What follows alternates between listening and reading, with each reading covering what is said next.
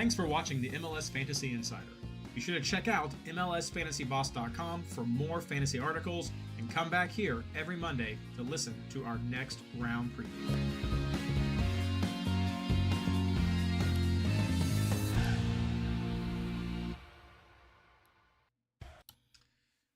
Hello, everyone. How are you all doing? Welcome to the show tonight. I am not solo. In fact, I am being joined by Ashley Savage as we speak. What a great segue.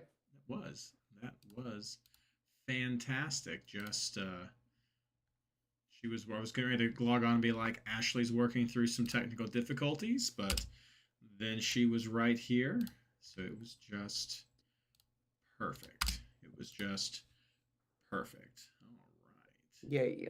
So since Ashley just got here, we'll give her just a couple of minutes to get some things ready to go. But of course, the first and most important thing, since Jean is here. Recording in progress. There we go. The recording is Jean. in progress, of course. Very much. Thank you.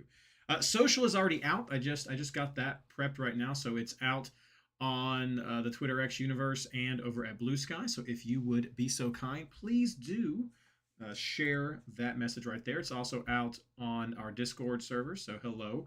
Hope anybody who is seeing that is joining us here tonight for the show. It's always so fun to have people joining with us. I think I finally got this whole notification thing taken care of so that I got some stuff muted. I got some streamer mode things going. So yeah. With hope we won't have to worry about that interfering with anything. So just giving people a couple of minutes to make sure they can log in with all the social going out. So we'll see. I know that we didn't come out live last week. I know I always say pretty much every Monday. I'll say this again at the top of the show for the official recording, but I was traveling a couple of weeks ago for a conference with work and ended up being in Utah, and I thought that I was going to be able to make the time work to do the stream, and just the way everything lined up with conference stuff and the next day and the time zones, it just did not.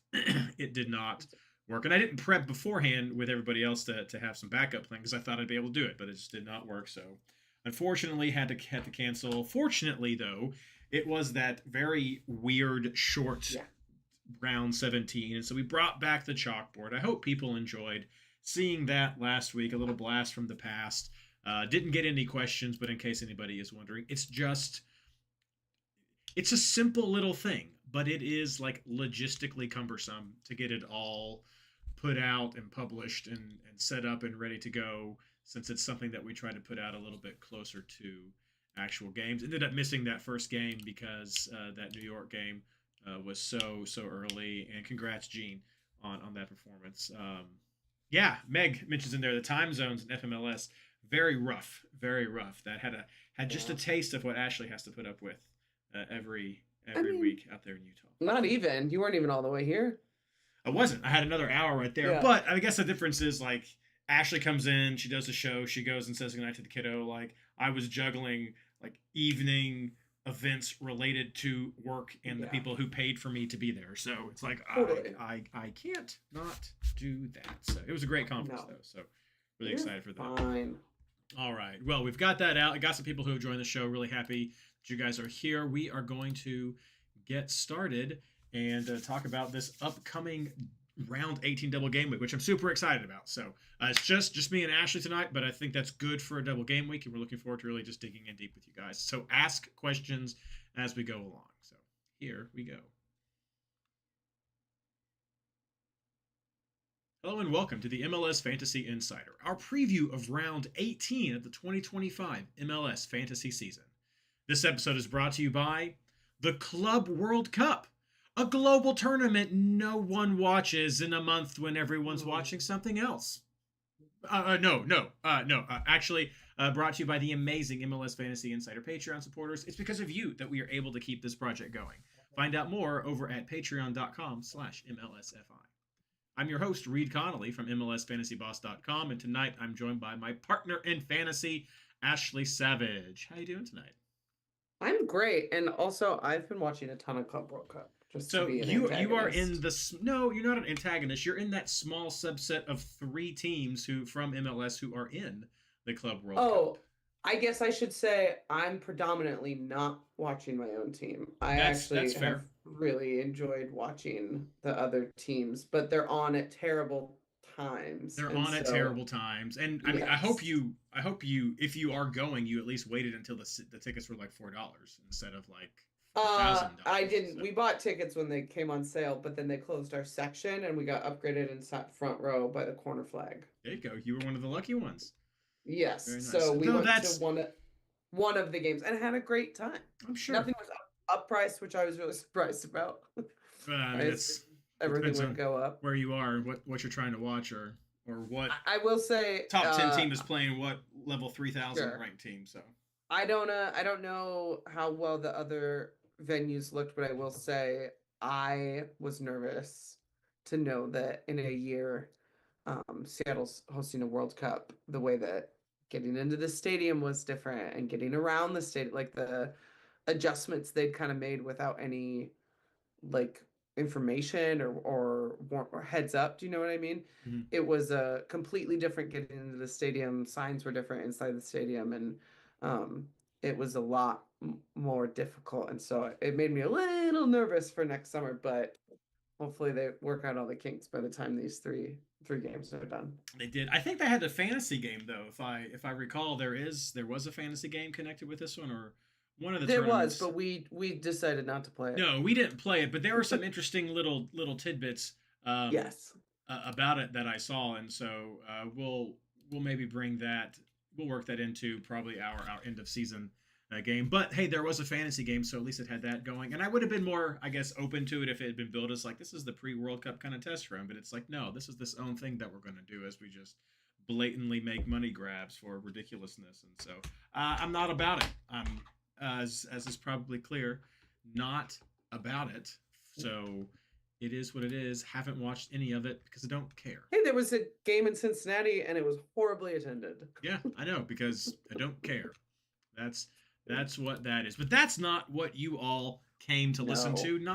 Not a little dry, sarcastic, witty pun about the Club World Cup. We came to talk about the official MLS Fantasy. fantasy game. So if you're joining us live for the first time on the YouTube stream, then welcome. We are here almost every Monday, as I just mentioned a little bit ago before we started. We missed last week because I was at a conference and just didn't get the logistics worked out. I thought it would work, was in Utah, and so it just didn't happen. We had the chalkboard that came out, so I hope people enjoyed that little blast from the past of content we used to produce. But we are back on schedule, and with hope in a few weeks when I'm on vacation, legit, we will have something in place to be able to put out some content again. But we'll cross that bridge when we get to it. Ashley, so we had round 17 that happened a few weeks ago. Oh yeah, And for I those forgot of about you, yeah, I know it was there. Those of you who are in chat with us right now, please feel free to share how you did in round 17. I don't even know if it's really worth revisiting round 17. It was so long I ago. planned on it. And I mean, I saw some people who had fantastic scores for round Sure, yeah. 17, got in like the 80s and crazy things there. I was one of the Yeah. teams in the 50s. Not Okay. much hit. My captain didn't really hit. I know some top players who scored in the 40s, and so it was just not It was a weird round, great yeah. round. Gene got a 74, which is great. Must have leaned into his New York City. I was gonna say players, that which- leaning into that NYCFC defense, I Yeah. felt like was kind of a clutch move that round. And Yeah. Hani Mukhtar, I think was it, right? Kind of. I think yeah, I went with Heel, and he really let me down. I think Mukhtar got 12. Yeah. I had Mukhtar, so Yeah, so that would yeah. have worked there. Yeah, Eric got 53. I ended up with 55, I think. I But this got is a one of those rounds. 61. Look at you, Klaus with the Hattie. there you go. Gotta give love to Klaus. Yeah. There you go. This was a Ooh, strange dryer round. went off. Yeah, sorry. I completely forgot about all of this. And I didn't prep for it because Yeah. this Yeah. was peak because MLS, which I know we've said peak because MLS several times, but it peaks a lot because MLS It's a lot of peaks a peaks lot and valleys with during MLS. the year, and it's because of the Club World Cup. It's because of international break. It's because of friendlies. It's because of World Cup qualifiers. It's because of all that good stuff right there, which is why we had this little mini round of we will continue playing and just with these few teams. So it was bound to be crazy, bound to be wild. If you did well, congratulations. I don't think this was a week where you could really take much to go forward into the next round. So I'm not planning on covering it. Love seeing the great scores from people right here in chat. So if you did well, congratulations. If you didn't do well, you are in good company, and do not worry, because we have a massive double game week that we're going to be talking about tonight. That's what we're focusing most of the show on. It's just me and Ashley to just make sure we can dive into some of these teams. Everyone is playing. Doesn't mean everyone is going to be someone you're wanting to get into. And so we're going to try to cover those options, not just our top three, not just some of the ones that might be on our team, but try to just go through, as we tend to do, just thinking through other players, sort of maybe validating some of the logic you may have as you're getting things ready. But you have to make those decisions by Wednesday, because a lot of teams will start locking right there. We'll throw a quick just question out to the chat as we wrap up this segment here. If there's anything else you all do want to cover from round 17, put that in the chat right now, and we'll go from there. So Ashley, as they're doing that, is there anything else you wanted to mention from this past couple weeks ago? No, I mean, no, past couple weeks, no. Round 17. I'm in summer mode, anything Reid, else you as want a to say? teacher and a parent. I'm lucky I'm checked into this upcoming week. No, that's fair. I'm not seeing anything in chat right now, so expected this part of the show to be very short. So stay with us. Coming up, we're going to be doing some housekeeping and then jumping right into the players who we are looking at going into the big double game week, round 18. See, it was short. I didn't know if there would be something or something we had to, or if I overlooked something and someone was in chat being like, "Oh, Reid, you forgot this crazy thing happened." I'm like, I really don't think anything crazy happened, because it was a pretty... Nothing crazy happened. Cincinnati didn't play. I kind of checked out with it, did other stuff, so it That's fair. it was all... Yes, it is what it is. But I got to make the funny pun about the Club World Cup, which is just ridiculous. I know, I liked it. So, you know me, I'm pun friendly, pun positive. Okay, let's see here. All right. Get the round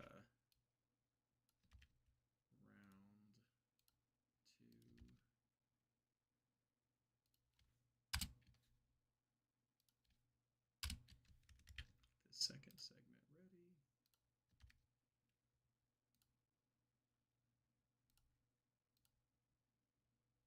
All right, there we go. Socials out. So again, if you're listening to the show, please do share those links, like and subscribe if you're not a member of the YouTube channel. That does help as well with some of the visibility that we're going for. But yeah, share that social. Let's get some people in as we talk about this double game week. It's a big one. I don't think it's fair to come back with such a big one. Oh, I love it. It's good. It's good. Get you re-engaged. No. All right, welcome back. We're talking about the upcoming big double game week for round 18. Let's start with some quick housekeeping so you can be up to date on all of the teams who are in the mix. First of all, games start on Wednesday. So if you're listening to us live, that is just in a couple of days. If you're listening to us on Tuesday, then you've got one day to prep. And with hope, you're not listening to us on Wednesday after 7:30, because that means you've missed kickoff for the first game. So yes, Wednesday, June 25th at 7:30 p.m. Eastern Standard Time. We have multiple teams kicking off. This is going to be a little difficult for your auto-route planning, and we'll have some conversations about this during our picks section. But everything it's a range of games from 7:30 to 10:30. There's one game at 10:30, so it's a very tight schedule if you're trying to preview full games for players. At best, if you're trying to do some of your Arouge, you may get 45 minutes of a team if you're playing in some of those 8:30, maybe 9:30 slots. But it's going to be tight with so many games, with some of the options kicking off at 7:30. So yes, Wednesday we have 7:30 to 10:30 games. Saturday we have a second slate of teams coming in, again ranging from 7:30 to 10:30. But by then you're pretty much going to be set in your teams, with some small caveats there, because on Sunday we do have some teams playing: Columbus versus Philly, and then LAFC versus Vancouver. So that's the way everything's lining up. who are the teams on the doubles you want to know about. So usually we're looking at those teams who are on a double home game this round. That includes Montreal, New England, Toronto, Columbus, Chicago, FC Dallas, and Sporting Kansas City. We also have a few teams who are on a double away game, including Atlanta, Cincinnati, Charlotte, LA Galaxy, Nashville, Philadelphia, and San Diego. Then we have a few teams who are split with their home and away games, which include Houston, San Jose, Minnesota, St. Louis, Colorado, Vancouver, New York Red Bull, and Orlando. All of the other teams are going to be on a single game week. And from what I've seen of lineups that have been posted, people asking for feedback, you're probably going to want to avoid those teams. I have seen a few single game week players added in, and we're going to mention that. So don't worry. We will mention that. But in general, you will likely be shying away from these single game week players because, as we know, everybody else is going to have those 2 bites at the apple, as we like to say, which usually equals to about 1.5 points in expected returns compared to what a usual single game week player would make. Now, please do keep in mind, we are starting round 18, double game week round 18, on the back end of World Cup qualifying, friendlies, Club World Cup, some of these Gold Cup things, and this is going to impact the player pool.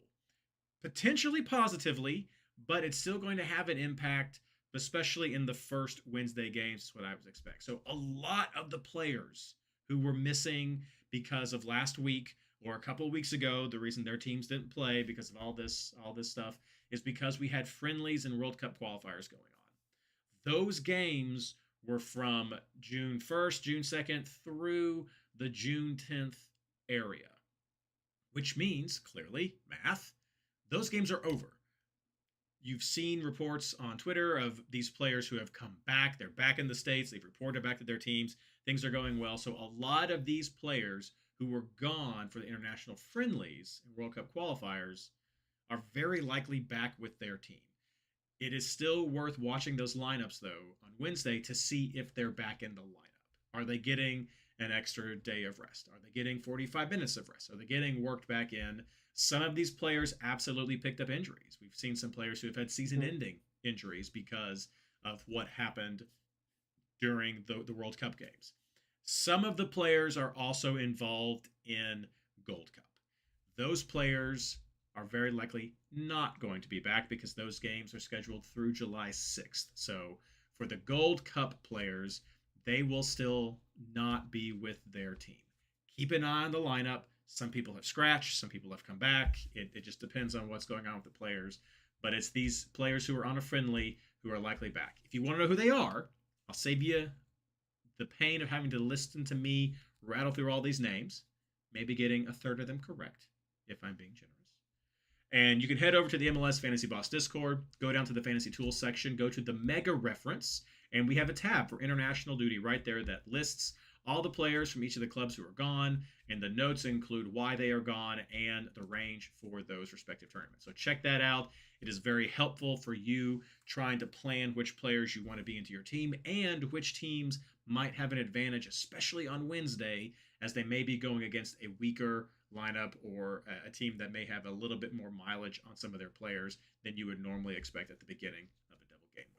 So that is just the quick update there. Check that out over at the MLS Fantasy Boss Discord. Easiest way to get there, mlsfantasyboss.com/discord. It's the link right there to join if you haven't already. It's fun, it's free, and you have great resources like the Mega Reference to help you in situations like this. All right, that's the housekeeping. If you didn't know, there it is. We also have the double game team list in that Mega Reference. Ashley, what everyone came here for, let's start digging in to player options for the double game week, starting as always with keepers and defenders. Who are you looking at? Yeah, currently I am doing a St. Louis, which is a tight window. St. Louis at home into Vancouver. So I'm doing Berkey into Takioka. I don't love it. I think I'd prefer a 7:30 keeper.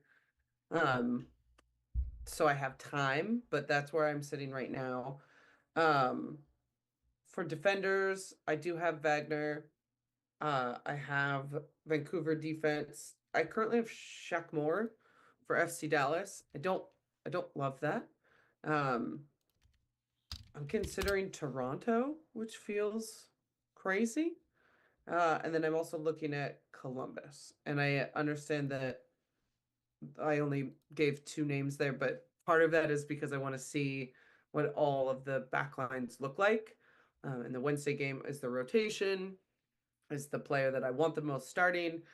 Do I settle for a different player? So for me, this week it's a little more about teams than individual players. Yeah. And even though Wegner's on a double away, his bonus point and offensive point production has been consistent enough lately that I think I want to grab him for both games.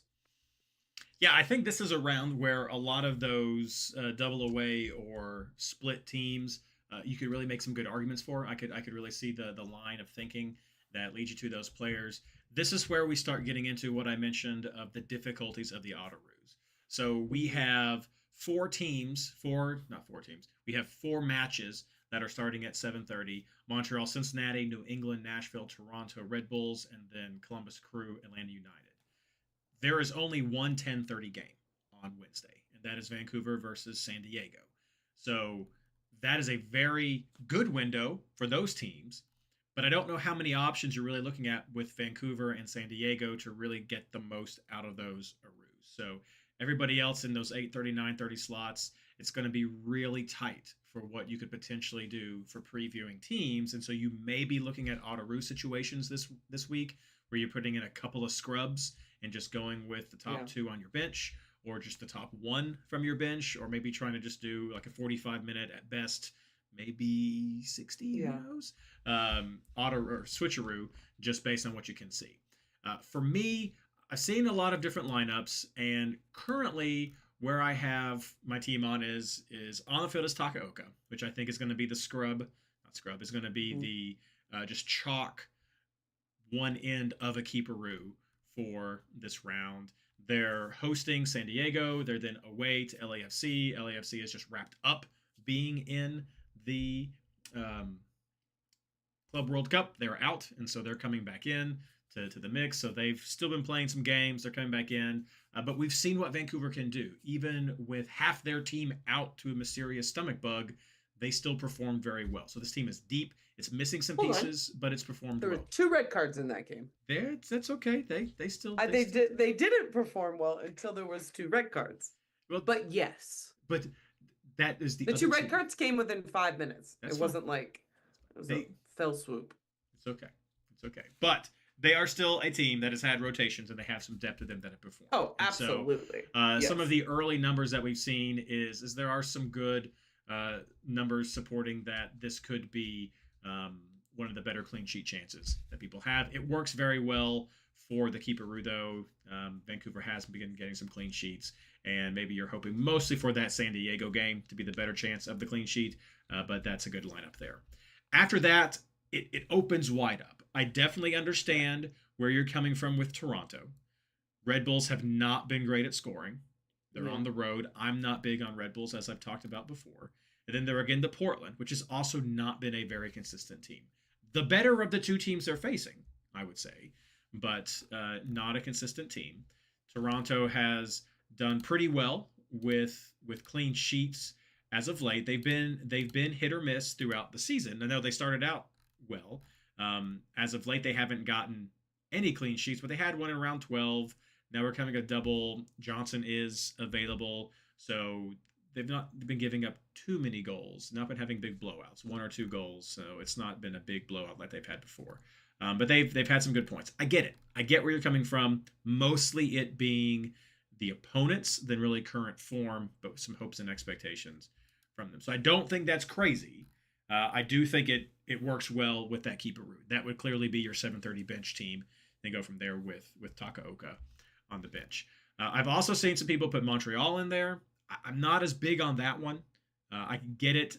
Cincinnati's had some struggles, but they've got their players there who could do production for them, and then they're going into New York City. We saw them perform well a couple of weeks ago, so I think there's some pieces there. I think the Montreal one is a little bit weaker. I personally was on a toss up between two other keepers, and that was New England and Nashville. Um, I know they're both playing each other in the first game, and so that was why it was a real toss up for me. Is that could be, I think, a good game for Nashville. And so if you're going with New England, you're hoping for them on the back end with hosting Colorado to be a better clean sheet chance, or maybe holding Nashville. New England's been weird. Sometimes they've just clicked, and they've got a pretty solid defense from what's seen happening. So, and they're at home. But I tend to lean a bit more towards Nashville in that first game, which is why I have Joe Willis on my bench, and I'm looking at potentially either a 0-0 in that first game, which I hope not, or them keeping an away clean sheet there. They come then on their second away game to DC, who is hurting. DC is just not in a great spot. This is betting against DC on the road betting against DC with the road team going against them. So I do think that Nashville makes sense for that clean sheet. I do think I can understand why people have New England in there. I can totally understand Toronto. I think Montreal is a bit of a long shot for what's happening. Perhaps that's a bit of homerism right there. But if you go to the past games, they've also not had a clean sheet in about as long as Toronto, but they've been giving up 4 goals. So like they've been giving up more against teams. And so one of those teams being New England. So I'm not as confident in Montreal's defense. I've also seen Columbus as an option. I am still not on board with Columbus defense in general. I don't think Columbus has a good track record at all with keeping clean sheets. I know that, get the data loaded up so I can look at it correctly. I think there's some decision points right now with Columbus on if it will be Bush or not in the goal. But Bush didn't keep a clean sheet when he had his one game last week against Vancouver. He did only give up 1 goal. So there could be moved away from Schulte to Bush. Maybe that's a different situation. But I'm just not sure about Columbus there. They have a lot of players coming back from friendlies. There could be some rotation. So look at that lineup. I am personally not big on Columbus defense because of that and just the historical form that we've been seeing for this year. But I have seen some people put Bush or someone else in there. After that, I get your St. Louis too. I think Orlando's been a bit inconsistent. And so I can see where that would work. It's tight if you're going to do that with a Takaoka, though. So that is that who you said you were looking at, or who were you looking at? Yeah, Vancouver. So it's tight if you're doing that. But I understand all those teams there. I'll go ahead and mention this because it will definitely come up in some of the other sections. Well, I guess it comes up with defense as well. I've also seen people put in Fry. And I've seen a lot of Seattle players popping up in teams. And that's because even though they have a single game week, their single game week is the last game on Saturday against Austin, which is a great matchup. Didn't we just play them? It's a matchup I would much rather see not on a double game week and having them as a single game week team. But I understand why people are doing this. This is a maneuver that people are doing to, with hope, be able to preview points from some of these Wednesday games that may or may not be viewed as not as good for getting fantasy points from, but more of a risk. And that people are weighing the idea of one good looking game for Seattle versus Austin is better than the chances of a double game week player not getting the same score there. I'm not sure. I don't know if that maths. I tend to think it doesn't. That even if your defender gets 3 points each round, you're going to be pretty darn close to what you might get with a clean sheet from a game right there with one of those players. But I've seen some people with Fry in there, and that's why. And I'm not advocating that path, but I have seen some teams doing that. So if you see them, that's where the logic tends to come from there. Defense, I like Feingold from New England playing out of position, has had a lot of production lately. I think that's a good shot with a double game, even with Nashville being the first one. I'm looking at potentially right now, like you, Ashley, I want to see some of the lineups. May put in a second scrub, but I like Wagner even on the road. I have Freeman penciled in. I think He'll he was still be at the Gold Cup. I was going to say I thought he was available, but I did not. He's the one player I didn't look at, and there it was. So easy scrub right there. I have Nahar, who should be coming back. I did look him up right there, coming back into the team from there. Other than that, I've thought about San Diego. I've thought about Vancouver. But this may end up being where I put another scrub because I'm just unsure about some of these other defenders. If you like Toronto, I think you could easily go with a Toronto double up right but there. I don't like them. But I you just could put him like on the bench. their matchups. You could put him on the bench and go from there and see. But that's in general. I mean, you could go with the Seattle lineup if you want to do that. I don't think that's going to work though. I think the math isn't going to work out for the single game week. Let me go over real quick. Megan's looking at New England for that. Feingold as well. Petrata, that's the guy from Toronto. That's doing pretty well right there. Orshano, I'm not. I've just not been happy with Orshano and the production. Are we done? I thought I said we were done talking about him. Meg put him in the chat. I am just responding to the chat. I know. Oh, Gutman. Yes, thank you, Meg. That was the other player. Oh yeah, you did have Gutman. I did write down Gutman, and I don't know why I had Freeman in there, but anyway, Gutman. Yes, I did have Gutman down there. That's a toss up too. He can be kind of aggressive. He can get into the mix. He can be a goal threat. Sure can. And so I think he'd be a good bench option if you want to just see what happens with Chicago. I feel like Philadelphia has the ability to score on Chicago. They've not been a fortress at home, and so I'm not really counting on them to get a clean sheet. But this is Philadelphia on the front end with a lot of people coming back. And so this could be some rotation, could be some tired legs, could just be some jet lag in general. So maybe that plays into their fortunes. I could see that maybe with Chicago, and then they're going to Charlotte. Again, we've seen some goal production from Charlotte this year. So I don't think this is a sure thing for Chicago at home. But Gutman's been a good point producer for them. And so I could definitely see him being an option right there. Otherwise, I think you're looking at someone from LAFC as your scrub to put in there, or at least someone from like Austin, maybe Seattle, for some of those players who are playing near the very end of the round to help activate those scrubs for you. Okay, let me check chat real quick. Want to make sure we get a lot of these questions. Let's see here. Headland hype. Again. I did. Meg said it. I said no. I don't like him. It's a choice you made. I am just doing what the people need. Talking through there. I mean, I'm saying that she tagged him as a differential. I think so. Honestly, if you were looking for a differential, let's go. I'm gonna do something wild with a differential. I think you could look at San Jose. I think if you wanted to go with a differential, Montreal, yes, pencil in Montreal for a differential for sure.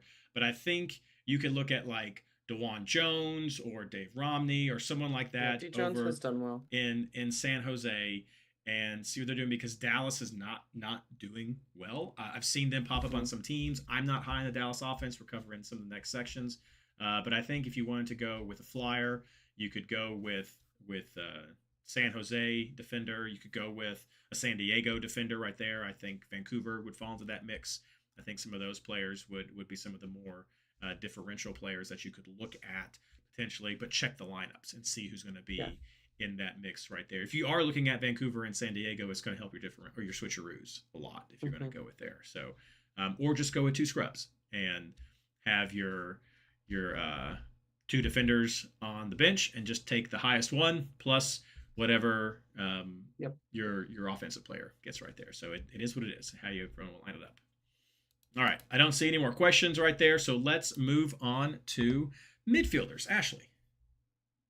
Yeah, you know, I know I just kind of got done talking myself out of it, but Bernadette was one of the first middies into my team. I am really trying to be better about home teams. I think that's something that's kind of got me throughout the season. So with the double home, I'm focusing on him. And then to completely contradict myself, I currently have Hanny I like the form that he was in before the break. It always makes me nervous after a break like this to see if that form is still sticking. Uh, and then I also have Heel, who was a bit of a letdown in the last little mini round, but again, the home and the matchups. And then I'm flirting with having Georgi Mihailovic, but my fifth spot is pretty open.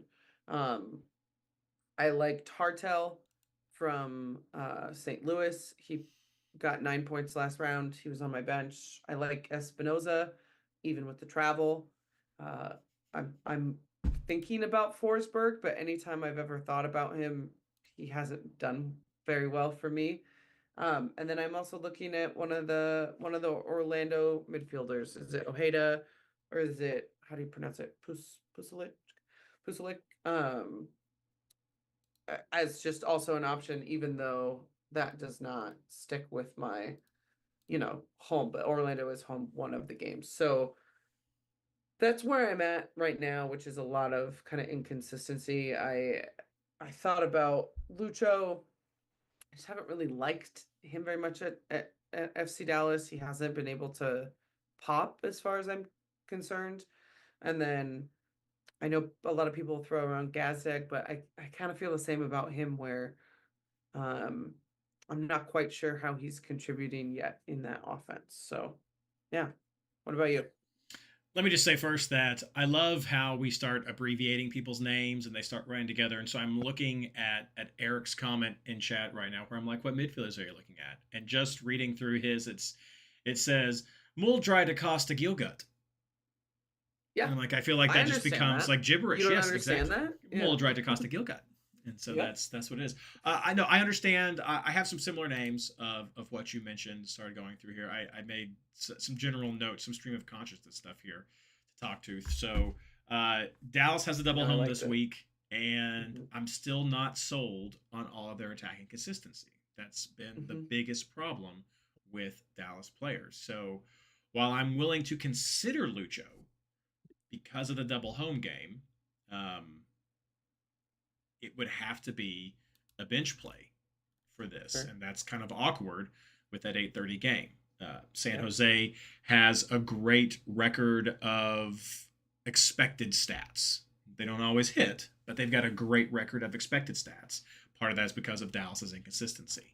And then in the second round, they're going up against San Diego, which they have not been bad, upper middle of the pack. And Not at so, all. Yeah. yeah, this not the easiest lineup for a home team, especially if you're not a team that's been doing well at the production. So I get it. I see why the lights are kind of shining on that, but I'm not a big fan with Dallas this year. They're on the periphery of my five, if I was going to say who I Yeah. was looking at from right there.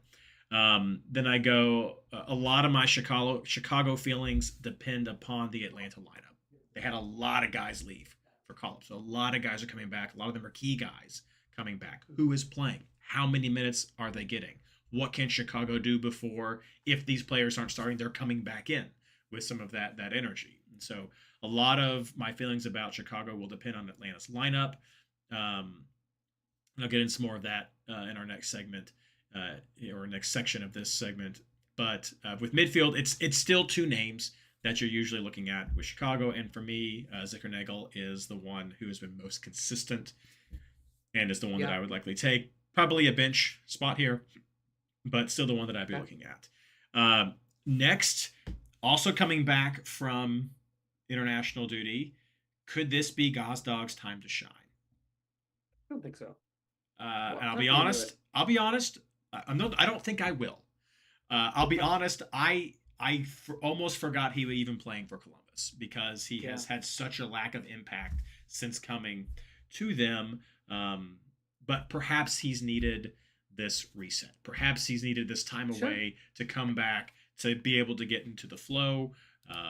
It's against Atlanta. I want to see the lineup to decide if I want to lean into that. Columbus attackers have been popular in teams I've seen.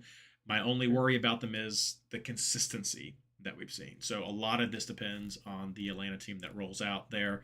Their next game is against Philadelphia. It's the Sunday game. There's a good amount of time in between there to see what happens, but also see what happens with Philadelphia as they're all coming back to fitness as well. So that's my little thought about there. Next, do I have Heel? Yes. Am I excited about Heel? No. So I think he will see points in this round, but he burnt me in round 17 as my captain. And I'm not holding that against him. It just didn't fall out. But against the Nashville team, I'm hoping for a clean sheet with Nashville based on my keeperoo, but I could see some struggles with New England to score. He has been key to helping that happen, but it's not always happened. So I could see him not doing great against Nashville. I have more hopes against Colorado that he could do well. So that's why I think we'll see points from Heel, but I'm just not sure how many he is. He's in my team right now. I'm still thinking about that with other options, but he's definitely in there because he has some great numbers when he's able to get the numbers going. Just last week, 2 weeks ago, he did not get those numbers going. And so that's my general thought there with him. I'm trying to cover a lot of these teams that have the double homes to really make sure we touch on some of the first go-to players and then moving on. I also had Bernardeschi on my team. He's been gone for a while. He had a knock that he was nursing.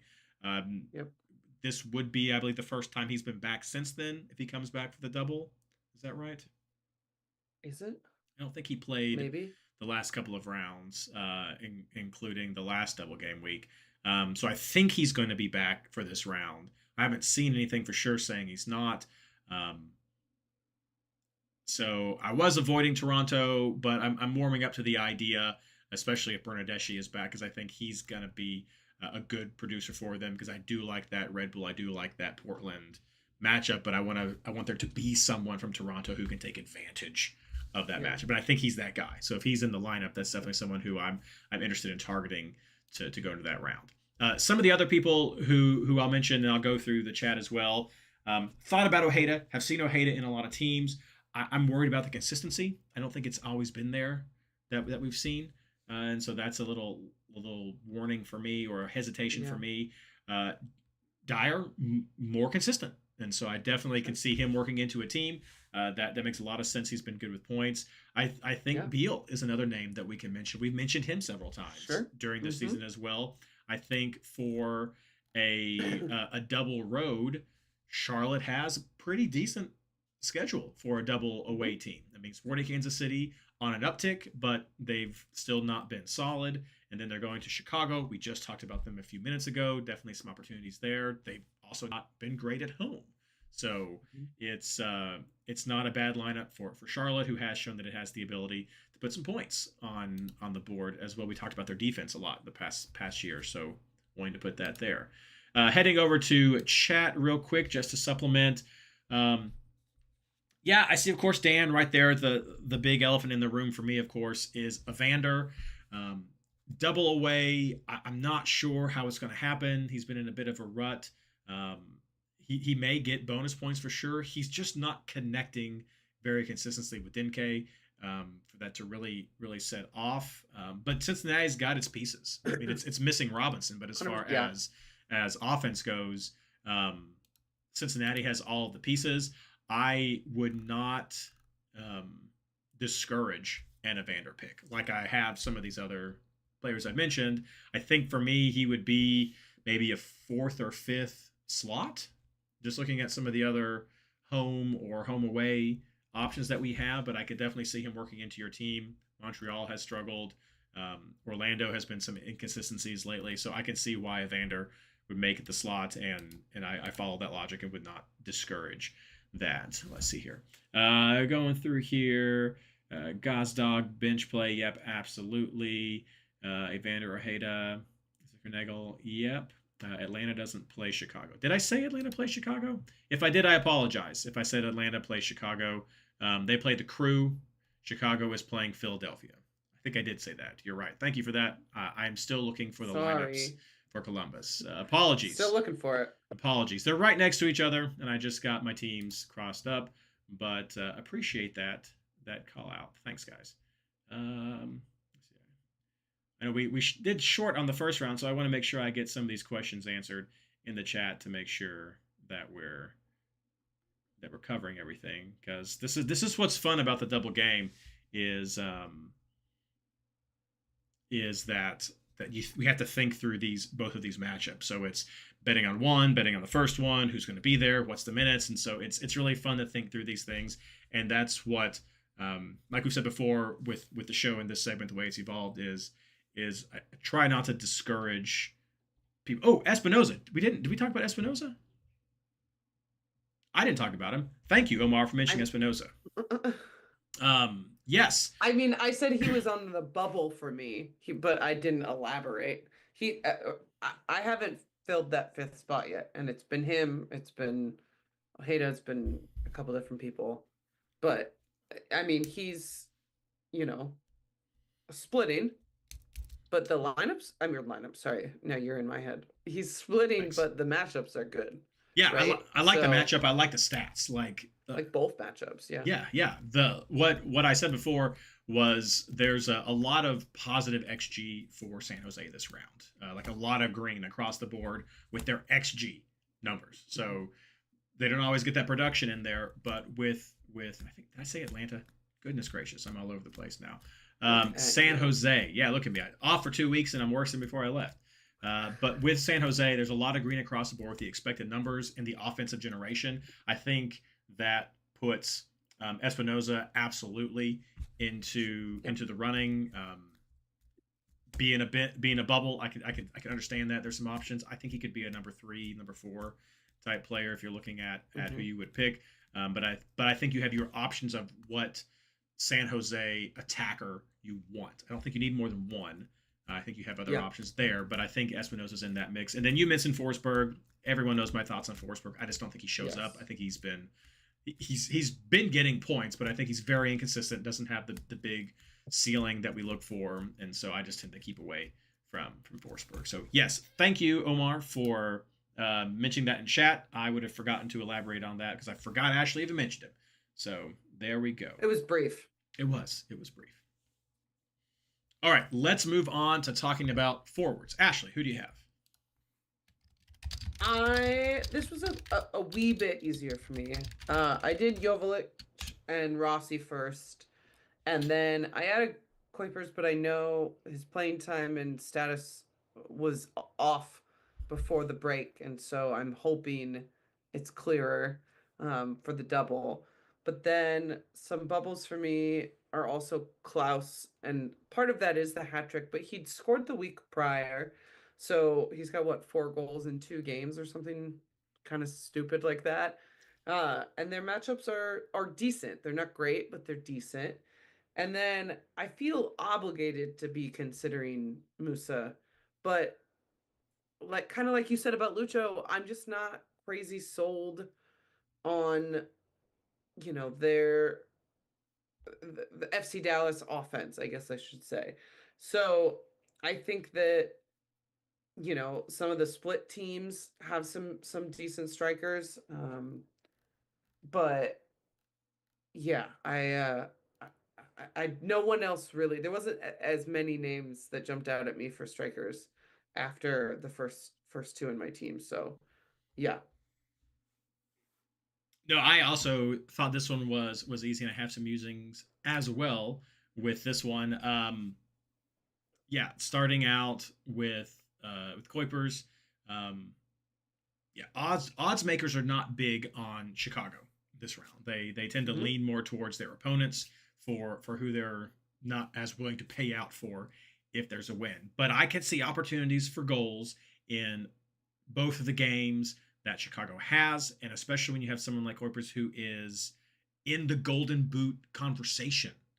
Like we're talking about him as a potential Golden Boot. Yeah. So I don't think he's someone who can be ignored as someone to think through. You may not like the lineups. You may not like the home form. I totally understand that line of thinking, but I do think he's worth considering, and I think he's one of the 4 who I would say are probably chalky this week for that spot. So I put him there. Number 2 in that chalky area, I would put Rossi. I have no faith in Columbus's defense. And honestly, Rossi for me has been hit or miss as well. However, like I said before, Atlanta's had a lot of players who were gone during this international break. Will they be back? Will they get a full 90 on Wednesday? If there is rotation, I think Rossi has a good shot at points. And I totally understand why he's in there with a lot of people. I think he's one of the chalk picks right as well. Number 3 on that chalk list, I think, is Joveljic. He's been in great form. The first two, Kuipers and Rossi, maybe they're bench plays. Maybe you're only running one of them on your field. I think Joveljic is one that's probably going to be absolutely in people's fields if you're running with him. He's been on great form as of late, and it's got a pretty decent matchup, I think, for this double game. They're playing Charlotte, which has not been as solid as they've been in the past, and then they're going to RSL. Or not going. These are double home games. 2 home games to Sporting Kansas City. So they've had that coach's bump. They've been doing better, and I think Joveljic is in a good spot to get some points. I did say 4 players who are kind of chalky, and I would put Arango as the 4th player in the potential chalk mix that I've seen. As I said, San Jose has a lot of green across the charts for expected offensive points, and if you're not looking at Espinoza, I think Rossi is the next one people are going to go to. There are some questions on which forward plays for San Jose, which is one reason why you might be more inclined for an Espinoza, or might not go with Rossi, or might want to just wait to see which forward is starting before you pick on which forward you're going to go with from San Jose. But will they get the full 180? That's a question. Probably not, is what I would guess with the options that they have. But I do see that's why excuse me, Arango has been pretty popular. And so I think those 4 kind of round out the chalk that we've seen. After that, I saw Gene mention, he mentioned Rossi, Arango, and then this next player, Surridge, in his mix. I totally get it. He's been on great form. I think he has an easier lineup for an road team. Maybe the easiest. I don't know. That there's some pretty juicy away lineups, I think, this round. But I think Surridge definitely has one of them. Depending on how you want to line up your 3 players, if you're going to go all in with New England, with Nashville, I think that's going to factor into if you have forward spots or if you're using them on defensive spots right there. And the lineup may be the one that gives you that final nudge. But I think Sam Surridge is a great option this week. A 3 that I want to throw out, but one thing I'm looking through chat. I saw Meg had mentioned White. White is Gold Cup with with US. So Brian White, I would not expect to see in the mix for Vancouver. Some other players. Baribo just came back, confirmed back in the States, and so not sure about how many minutes he's going to get. He can be a bit hit or miss. He was kind of on a miss run when he left, so maybe he's going to be back on a hit run. It is 2 away games, so Baribo might be one I could see people putting in their teams. I've seen some people talk about Muriel with Orlando. He's got a minutes consistency problem for me and a form consistency problem for me. So I'm not sure why he's making it into people's teams. If you're thinking about him, please let me know. I want to know if I'm overlooking something with him. Are you betting against St. Louis because they've not been solid? Are you betting against Cincinnati because they've not been solid, and so that's why you're leaning into him? I would think the minutes argument is more anti for him than those potential upsides, because I think there's some more dice rolls there for that. But I've seen him there. The other one I haven't seen quite as much is Prince Owusu. And I double checked. I don't believe he's been called up or away for anything over at Montreal. So it's not a team we've mentioned much, except to say that we're not super big on them. But he has a double home game week, and sure he does. And I mean, this could be, and in both of those games, the odds makers are favoring the draw. Maybe it's 0-0, maybe it's 2-2. Who knows? But he's had some success with some goals and some points recently, and so he's an intriguing, maybe differential pick. I could see people looking at this round as a forward. I think he's way out there on the fringes. It's just one that I kind of looked at him when I was going through some of the players and options because I was trying to look through all the double home teams, and I was like, haven't really looked at a lot of Montreal. This is some interesting stats. I think other players outshine him in their form and consistency, but he was an interesting one that if you wanted to think through a differential, depending on where you are, what you want to do, what your risk reward is, could be one to put some thought into. Let's see here. Looking up the Yeboah because of no tie.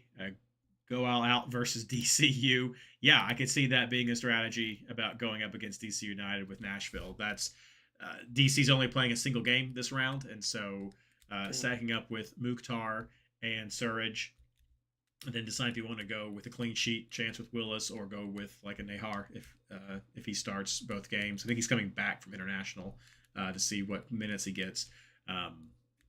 Could be some pretty juicy. I mean, that's a team I could see 3 players from for sure. This double game rink round. What about you, Ashley? I mean, I don't know, Reid. 3 Nashville? Could you see yourself doing 3 Nashville? No. I don't Okay. I don't think so. I mean, no, I don't think so. You know me, I don't love a triple stack in general. I love the concept of it, but not the reality of it. So, I mean, no, I don't. I guess something that I suppose we're not emphasizing enough is even though, yes, those are some better, not better, those are some weaker teams to play. It's still 2 road games. It is. So it is. That's what holds me back, if that makes sense. Yeah, he's not in my lineup right now. I was very intrigued by it. I've got Kuiper, Joveljic, and right now I have Arango, may go with Rossi, just kind of see how I feel. I do have Gazdag, and so I'm not sure if I want to double up. Could swap out Gazdag for Espinoza if I wanted to go with that instead, and then I kind of have my Columbus and my San Jose covered. Interesting point right there. See, Dinke mentioned in the chat. Love Dinke. Lots of good options. I'm not sure the double away matches that they have outweigh some of the home games or split games that the other teams have. I think they're a little bit easier.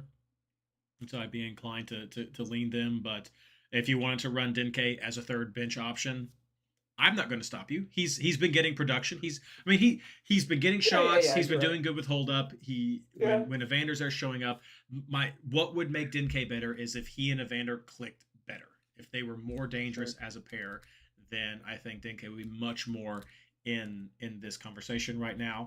Again, it's another double away too, it's a double away. And then the last thing I will say, looks like a lot of stuff's been mentioned, is 100% I agree with you about Musa. Same thing I said about Lucho. Just the offensive production is not there for Dallas. So it's right there. All right, so now the big question, Ashley, who are you looking at as a captain option?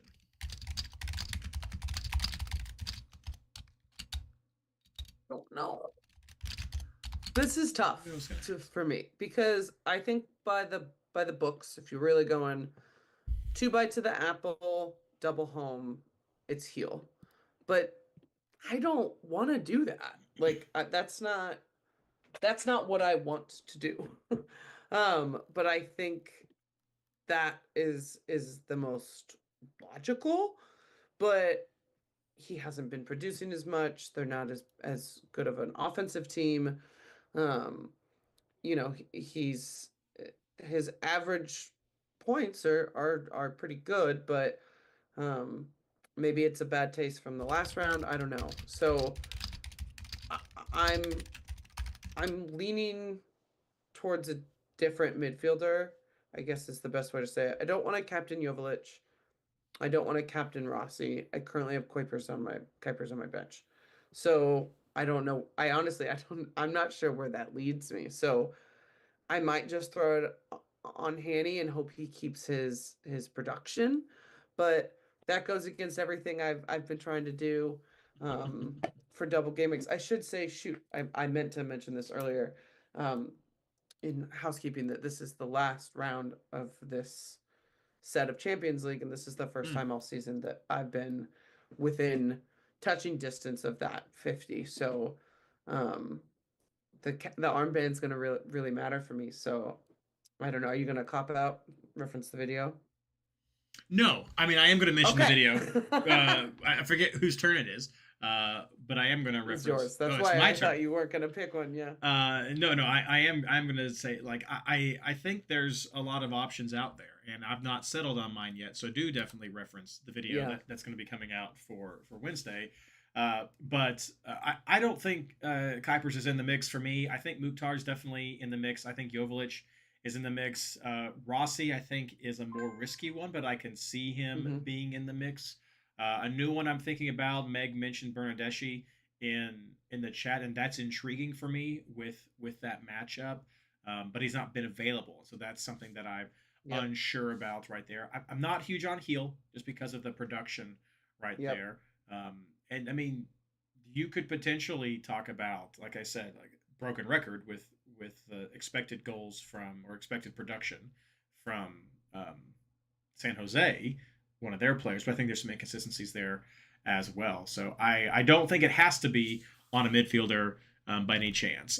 I'd hesitate to put this on a defender this round because of the way the setup is and people who aren't available. But I do think there are 4 players right there that are pretty reasonable for who you might put it on. So I'm curious to see what chat says, and then we got a couple more days to look at that. So yeah, a lot of people are looking at Mukhtar. Travis is looking at Surridge, and so I think people really like that Nashville lineup. Looking at that tends to be looks like that's the chalky thing is going with a Nashville attacker. Meg mentioned Bernardeschi, which I thought was neat. Grumpy's mentioned Rossi. I get it. Talks about that being safe for double game. His production concerns me, but I do think I see the logic behind there and why that's an attractive captain option. Definitely understand it. The thing, that would kind of lean me away from Joveljic as I'm just kind of thinking through things live right now is he doesn't get a lot of shots. During the games, he doesn't get a lot of shots, and so that's something you really like to see more of with a forward, especially if you want to make them a captain, because it's going to give you more of those chances. Rossi's waffled back and forth between getting a lot of shots and not a lot of shots. And so looking at those lineups, that could make him more or less appealing depending on what that looks like right there. And then Omar throws out Evander. I don't know. I don't even have him, but sure. It depends on which Evander shows up. That is the issue with Evander, isn't it? So, I mean, yeah, he can go without a goal or assist and get like 9 points because of the crazy stuff he does, but... Or he can go without a goal and assist and get 3 points. Exactly. He's tricky, man. It's more risky, so I tend to be a little bit more hesitant with the double away depending on what's going on. But I'm talking about Mukhtar, but I think that's a good match. Right there. So that's where my head is. Please do check back. We'll have the video out on Wednesday for who I finally do set along with my top captain picks, but there's some of the first initial thoughts of where it may end up at the end of the day. That's all that we have for the show tonight. Thank you so much for joining us after the unexpected longer break than anticipated before going into this international break. Don't forget, this is a double game week. Games are going to start on Wednesday. A lot of teams are going to be locking, and I'm not sure these single game teams are the ones that you're going to want to be looking at or relying upon if you miss some of these lockups. So get your lineup set. 7:30 p.m. Eastern Daylight Time is when those teams lock. Be sure that you are ready to go, and just check out what's going on before then. Before we leave, do you have any plugs, Ashley? Just Discord. Definitely head over there. Make sure you run yourself past the call-ups and who's still called up. Run your team past chat to make sure that you're not missing anybody who's out. Just a general Discord plug for me. Yeah. Discord, MLSFantasyBoss.com. We will be working to get as many articles as we can out with the Wednesday deadline. May miss some depending on what people's schedules are, but we are going to try to get out everything that we can. So please do check that out. And just be ready for the double game week. Use the articles. Use the community. It's what it's here for. It's what makes this game so much fun. This community. That's what makes this game so much fun. And so happy to have everyone a part of it and along for the ride. So with that being said, as always, good luck.